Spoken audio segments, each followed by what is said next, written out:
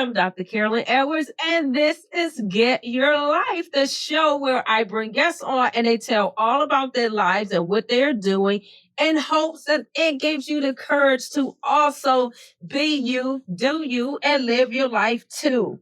Today, I have Antonio Lopez. Chef Nino is in the studio. This is our first live demonstration. We are making Spanish tapas charcuterie. I got it right. And I'm going to let Chef Nino tell you what that is in Spanish. But welcome, Chef Nino, to the show. Well, thank you, Carolyn. Thank you so much for having me here. It is a pleasure to be here with you today. And you know what? We have a lot to cover. So I'm getting started. This is my signature tapas charcuterie board that we're going to do. It is a full of everything. And we're going to get into it as we start. But first, can I put this apron on you? Apron on and get ready. That way we won't have any little spills there. The beautiful yellow. I want to touch my hair with the gloves, but we're doing this right. Yeah. Okay, here we go. All right. Do everything nice and clean. Right. So as we do the demonstration, we are going to ask Chef Nino some questions about his life and his business and how he transitioned, how he got unstuck from working in a 9-to-5 to starting his own business. And as we talk, we're going to design a Spanish tapas charcuterie. Okay? Great. So thank you for coming. And we're going to do our best for all of you that are listening through the Apple Podcasts and the major platforms. We're going to do our best to be as descriptive as we can so that you too feel like you are in the studio. Okay, so Chef Nino, tell us what we're going to start. We're going to start with the grapes, and I have them right over here. We have some green seedless grapes, and that will be the first thing that we're going to place in the center of our board. And just for the sake of moving on quickly with the show, I have prearranged most of the things that are going to go on this board.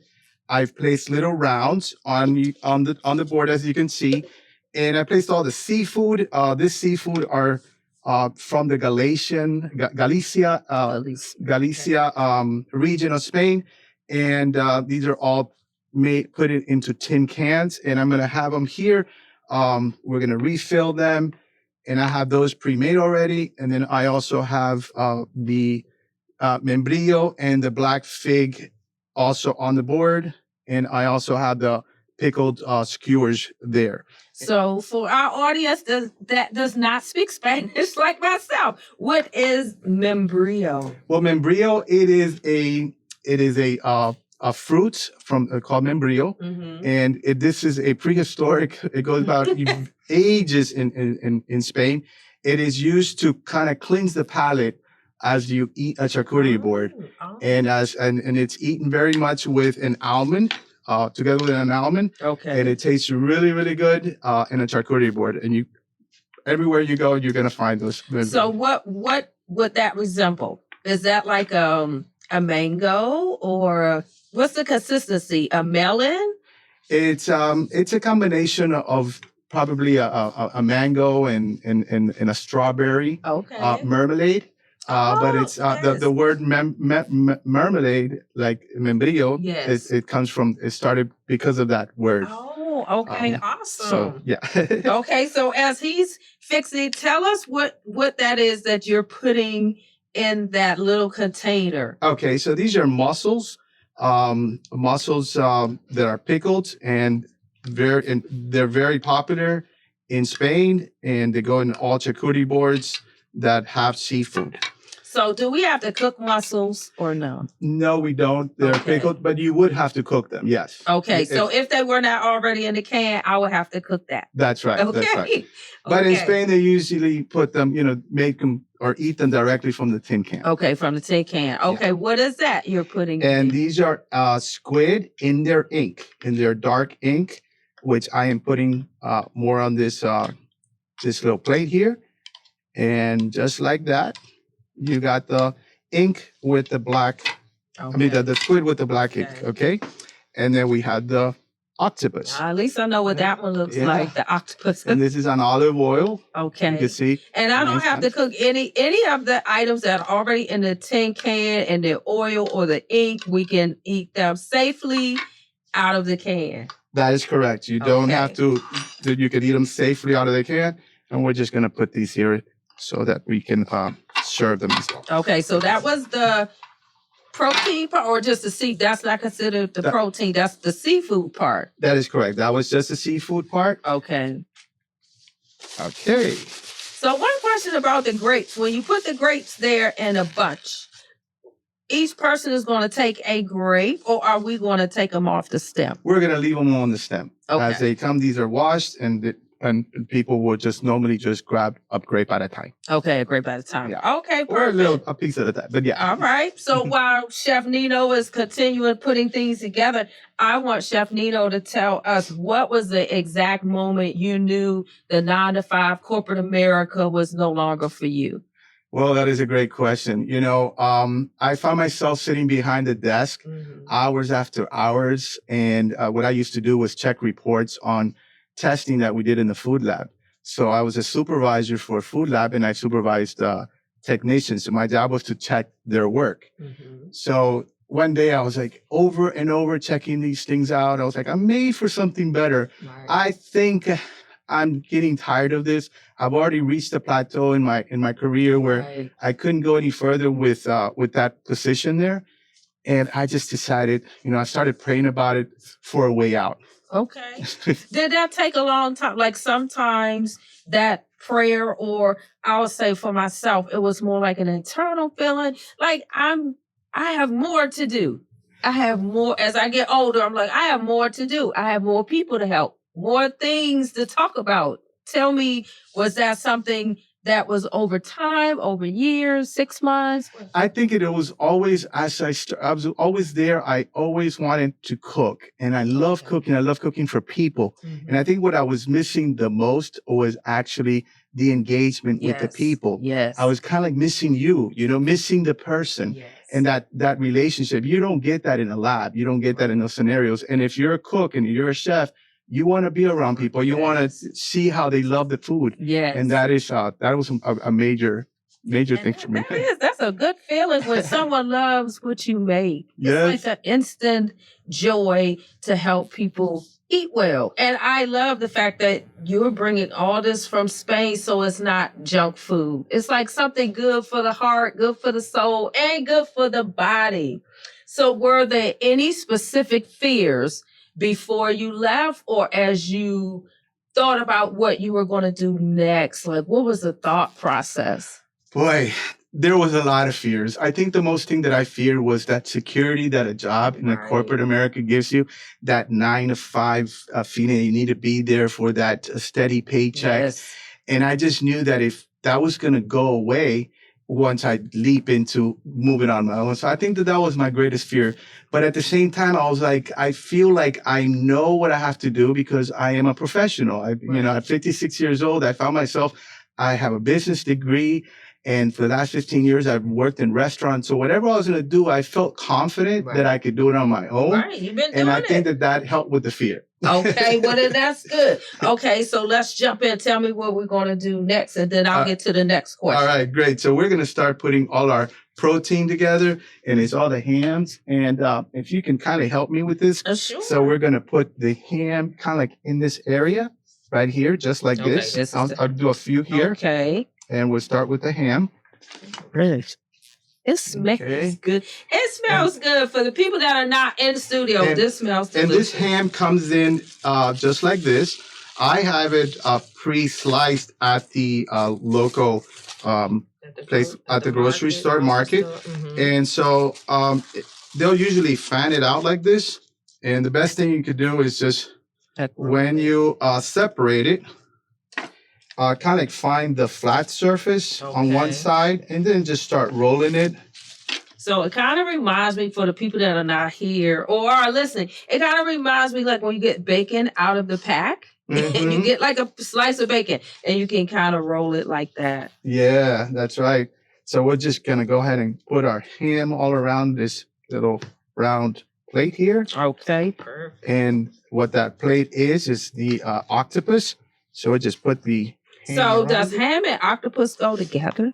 Well, in a charcuterie board, everything comes together. They come together, okay. This is a mixture of kind of all the palettes for all the tastes, all the Okay. protein. And now what protein is this one? So this is chorizo cantimpalo. It's made with pimentón, the famous pimentón that you could find in paellas. This is where all the flavor is. Put it on the side. And this is also dried.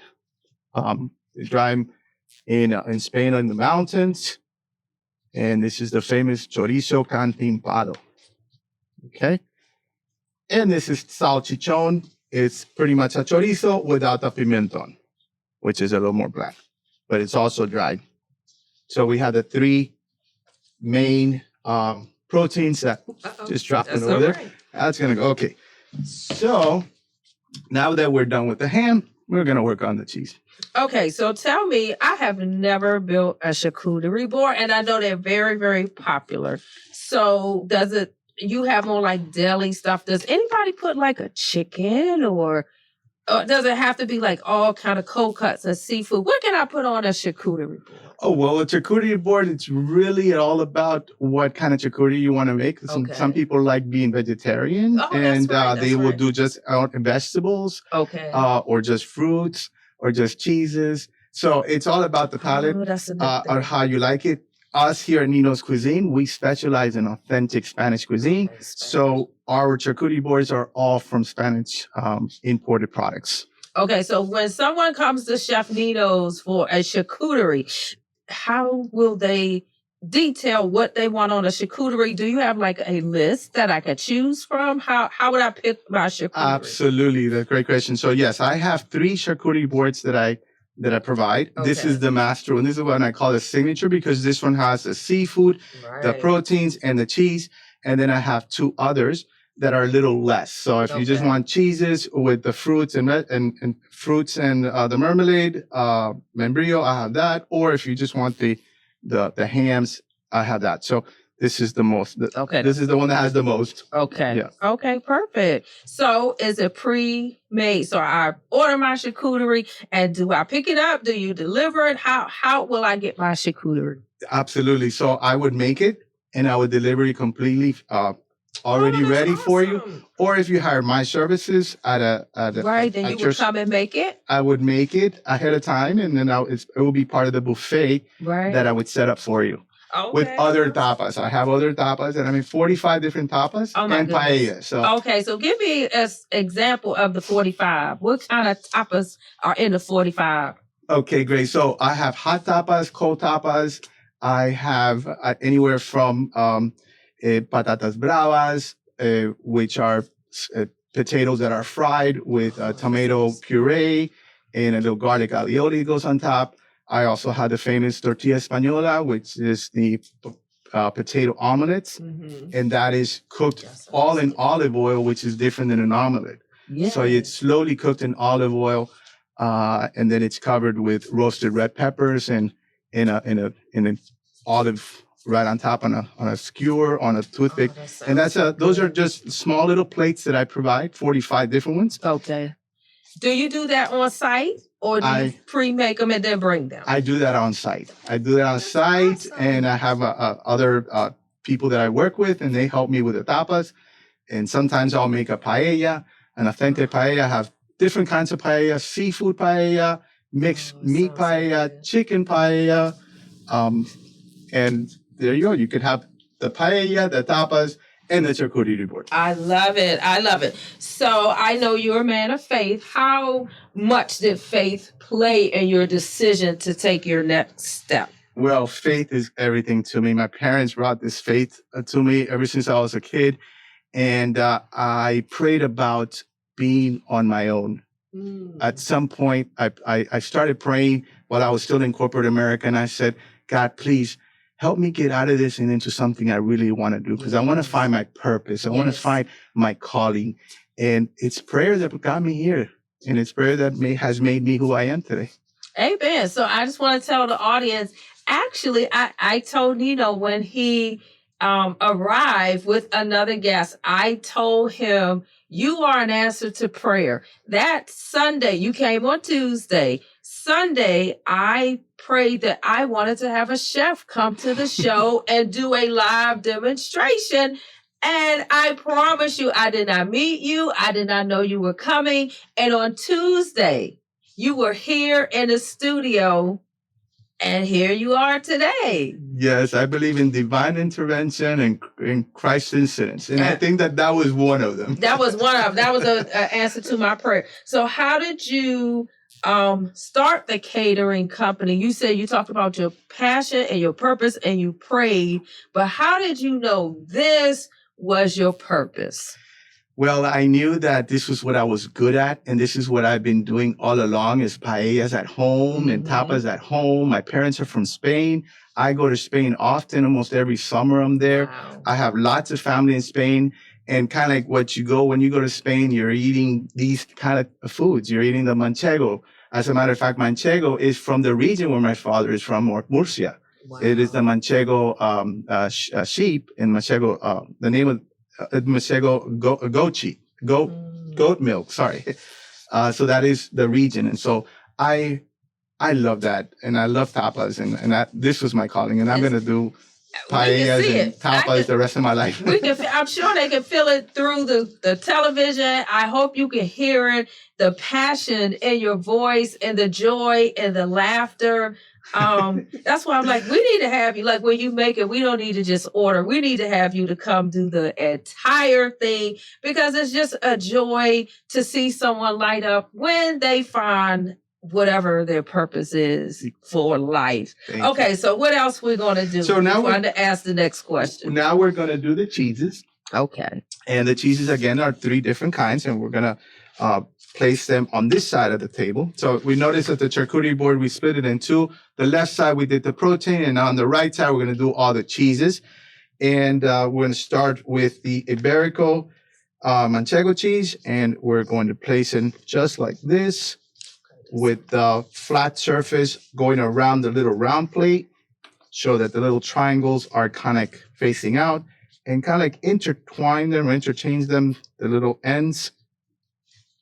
So what made you pick these cheeses? Are any of the cheeses spicy or some mild, some sharp?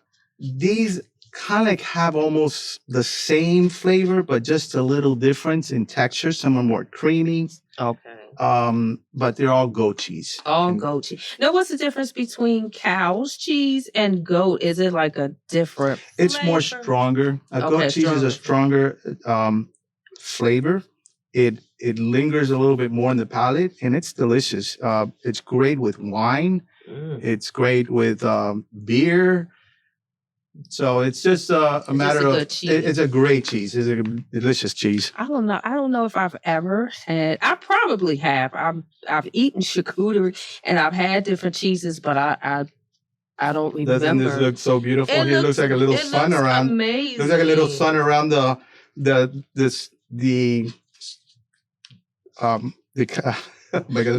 muscles.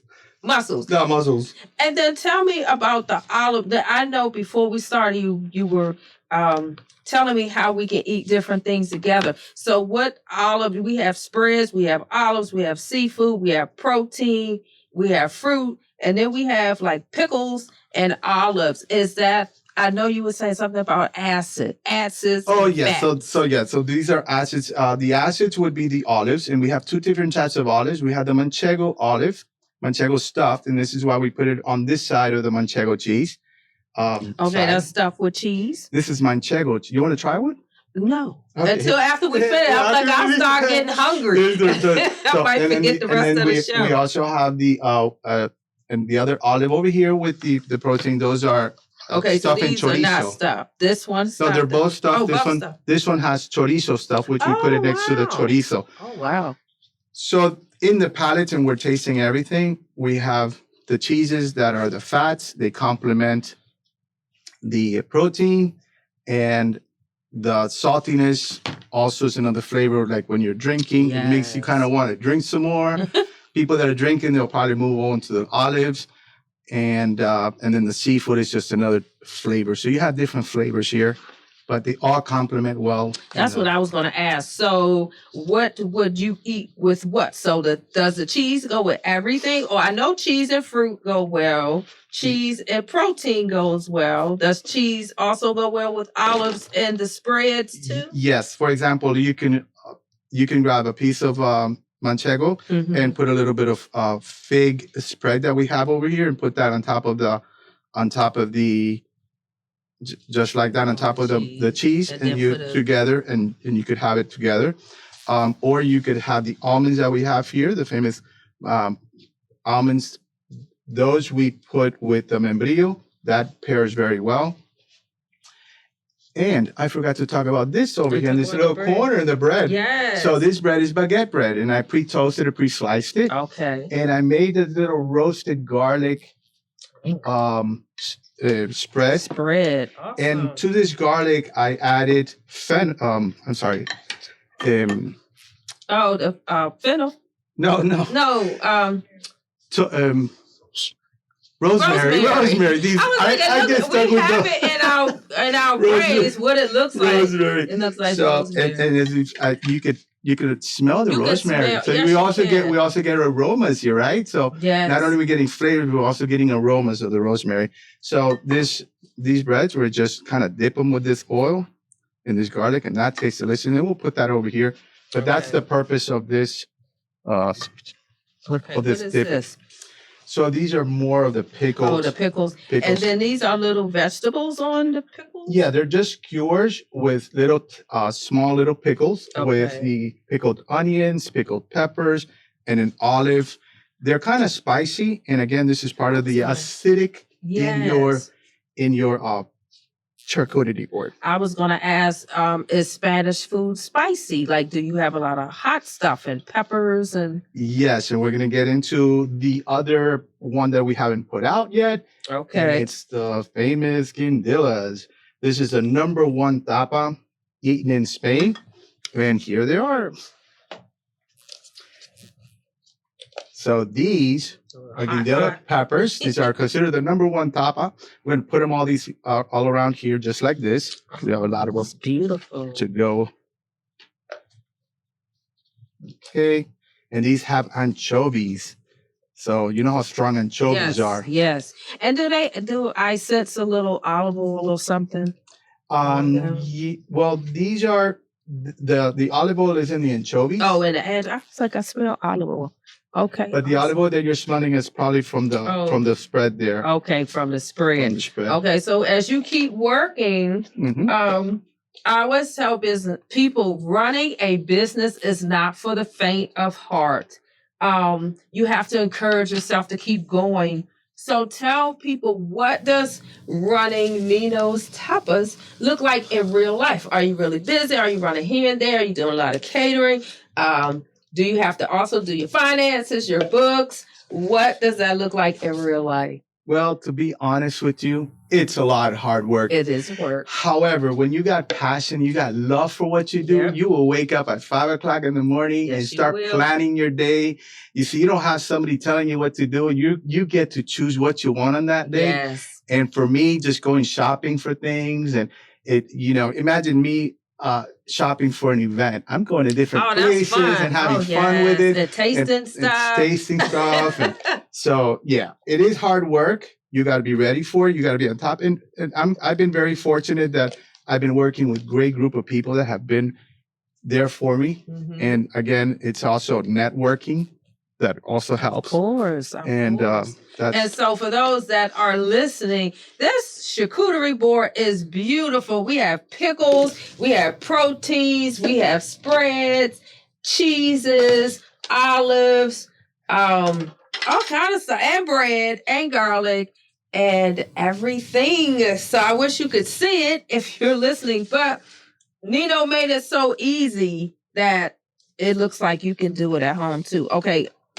Apricots. Yeah, so this is the last touch of your charcuterie board. These are dried fruits. Okay. So apricots, we have apricots and we have figs, dried figs. And we're just going to put them on the little corners there. And that will complete our charcuterie board. how would people? Okay, I see you have little tongs. Is that how like they would get a plate and then pick something? Correct. So you can use tongs. You can use also little knives for like the spread. Yeah. A little fork over here fork, for the okay. membrillo, and then the most popular are the wooden picks, the wooden toothpicks. And I got some really long ones here, which we can put on the olives.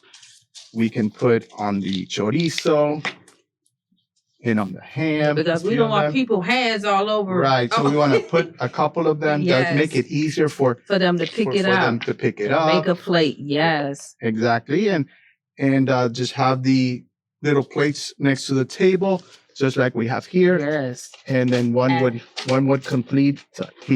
I bet you can also teach classes. I don't know if that's in your portfolio of things. That I could actually. It's one of the things that I want to do with Nino's Tapas. It. Yes. Yeah. So one of the things I want to do is actually Tapas school. I think that would be awesome. Eventually. Teach people how to eat well, eat good foods, you can teach them how to source the cheeses, how to look for stuff, and then put it all together. I think this board, it looks amazing. Yeah. So, Nino, you said doing what you love is really important for you to keep going. What are some of the hard things? Okay, the joy, the purpose, the getting foods and tasting foods is the good part. What is the hard part? A lot of times entrepreneurs don't hear that part. On social media, we're showing all the good stuff. What are some of the hard things that you have to press through to keep the business running? Well, you're going to find a lot of times that you have naysayers that are telling you, no, go back to corporate America. That would be one thing that you have to be careful of. And then it's just staying excited. It's staying excited long enough to make it happen for you. Right. And most people quit early. They quit early and they quit too soon. And I think that in a lot of prayer, again, asking for prayer is guidance in your business. And when you ask for prayer, God will give you the open doors, just like he did to me with you. And this is only, marketing is only one of the areas of your business that you have to take care of. Right. And I think that I'm going to try to do as much as I can in marketing and talking to people over social media. You'll see a lot more of me. I'm excited. I even said, when you were here last time, I believe relationships are key to growing a business too, because I see so much more in you that I'm giving you more work. Like I'm telling you, you can teach people to do this. You can teach them about sourcing good products, as well as even in churches. A lot of groups, you could do the seniors, you could do the youth, you could do the community events. So, and this all comes from relationships, prayer. You say God opening the door, and sometimes trusting him with the closed ones too. Like, don't give up, don't fall out. What did you do when some of the closed doors stayed closed? What did you do? Well, I just went and opened another door. Amen. I just went around it because, you have to have confidence in what you love. And there's so many things you can do in life. I happen to choose making tapas and paellas. And I really thank you for all those recommendations. I'm going to try to do them all because this life is such a short life that you really need to get passionate about something. Right. And somebody's either going to take that passion or you can give that passion to yourself. Right. And I love it. So, like I said, the relationship, you were an answer to my prayer. And I tell everybody what Get Your Life. I didn't even know this was going to be a show for me. So someone shared an opportunity with me. And one of the things I want to do for other people is to give this to them so that you can share what you do with other people, your excitement, your joy. Because for a lot of people, that's missing in their life. But you can give them the courage and confidence to do what they love and love what they do. So my last question is, how would you, if you had one or two things you could tell someone to do today to start moving in the direction of doing what they love, what advice would you give? Well, first of all, make a list of all your abilities and capabilities and know that that you're confident in doing that, and make sure that you are confident, and then pray about it, and start just doing small activities that start leading you into that area. And when you least expect it, you're already doing what you love, and build on that. Just keep building and building, and keep trusting God, and keep just moving forward. Just do it. I love it. So how can we find you, Nino? How can we get in touch with you to get these lovely tapas and paella and all this joy and goodness you bring? Thank you. So my marketing team is working really hard right now on completing our website, which is going to be ninostapas.com. Right now, you can leave information there. You can find a couple of things there, but you can mostly find me on Instagram at Nino's Tapas. Nino's Tapas. Just like that. Nino's Tapas. Ninos Tapas, Tapas, right? Correct. You can find him on Instagram. You can see the beautiful pictures. And I just want to remind you that I thank you for tuning in. I pray you are trying to get your life. Remember, you can download the audio of this podcast on all major platforms.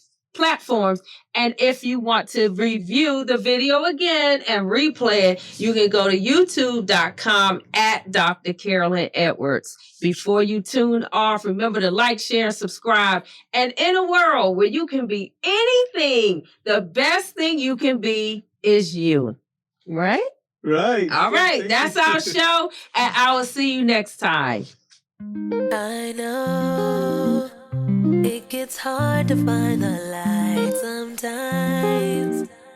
It feels easier to hold on to what's been keeping you down. You were made to fly so now.